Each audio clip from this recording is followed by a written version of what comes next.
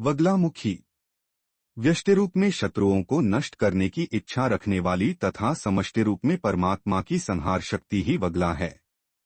पीतांबरा विद्या के नाम से विख्यात वगलामुखी की साधना प्रायः शत्रुभय से मुक्ति और वाक्सिद्धि के लिए की जाती है। इनकी उपासना में हरिद्रामाला, पीत पुष्प एवं पीतवस्त्र का विधान है।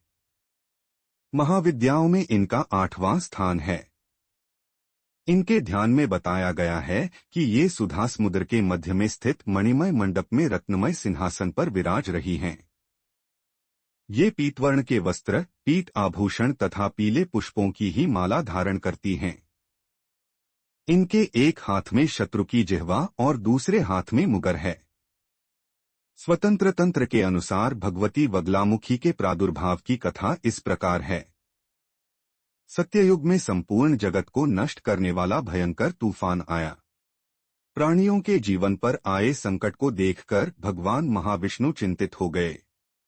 वे सौराष्ट्र देश में हरिद्रा सरोवर के समीप जाकर भगवती को प्रसन्न करने के लिए तप करने लगे। श्रीविद्या ने उस सरोवर से वगलामुखी रूप में प्रकट होकर उन्हें दर्शन दिया तथा विध्वंसकारी तूफान का तुरंत स्तंभन कर दिया। वगलामुखी महाविद्या भगवान विष्णु के तेज से युक्त होने के कारण वैष्णवी है। मंगलवार युक्त चतुर्दशी की अर्धरात्रि में इनका प्रादुर्भाव हुआ था। इस विद्या का उपयोग दैवी प्रकोप की शांति, धनधान्य के लिए पौष्टिक कर्म एवं आभिचारिक कर्म के लिए भी होता है। यह भेद केवल प्रधानता के अभिप्राय से है, अन्यथा इनकी उपासना भोग और मोक्ष दोनों की सिद्धि के लिए की जाती है। यजुर्वेद की काठक संहिता के अनुसार 10 दिशाओं को प्रकाशित करने वाली सुंदर स्वरूपधारिणी विष्णु पत्नी त्रिलोक जगत की ईश्वरी मानवता कही जाती है। स्तंभनकारिणी शक्ति व्यक्त और अव्यक्त सभी पदार्थों की स्थिति का आधार पृथ्वी रूपा शक्ति है। वगला उसी स्तंभन शक्ति की अधिष्ठात्री देवी है। शक्ति रूपा वगला की स्तंभन शक्ति से द्युलोक वृष्टि प्रदान करता है। उसी से आदित्य मंडल ठहरा हुआ है और उसी से स्वर्गलोक भी स्तंभित है। भगवान श्री कृष्ण ने भी गीता में विष्टभ्याहमिदं कृतस्त्रमेकांशेन स्थितो जगत कहकर उसी शक्ति का समर्थन किया है। तंत्र में वही स्तंभन शक्ति वगलामुखी के नाम से जानी जाती है। श्री वगलामुखी को ब्रह्मास्त्र के नाम से भी जाना जाता है। ऐहिक या पारलौकिक देश अथवा समाज में दुहखद अरिष्टों के दमन और शत्रुओं के शमन में वगलामुखी के समान कोई मंत्र नहीं है। चिरकाल से साधक इन्हीं महादेवी का आश्रय लेते आ रहे हैं। इनके बड़वामुखी, जातवेदमुखी, उल्कामुखी, ज्वालामुखी तथा बृहद्भानुमुखी 5 मंत्र भेद हैं।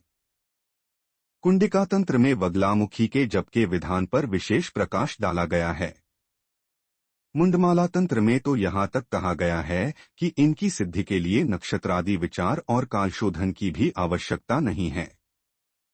वगला महाविद्या ऊर्ध्वामनाय के अनुसार ही उपास्य है।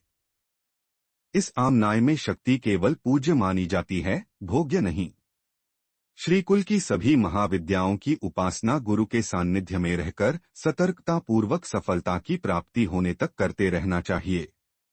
इसमें ब्रह्मचर्य का पालन और बाहर भीतर की पवित्रता अनिवार्य है। सर्वप्रथम ब्रह्मा जी ने वगला महाविद्या की उपासना की थी। ब्रह्मा जी ने इस विद्या का उपदेश सनकादिक मुनियों को किया।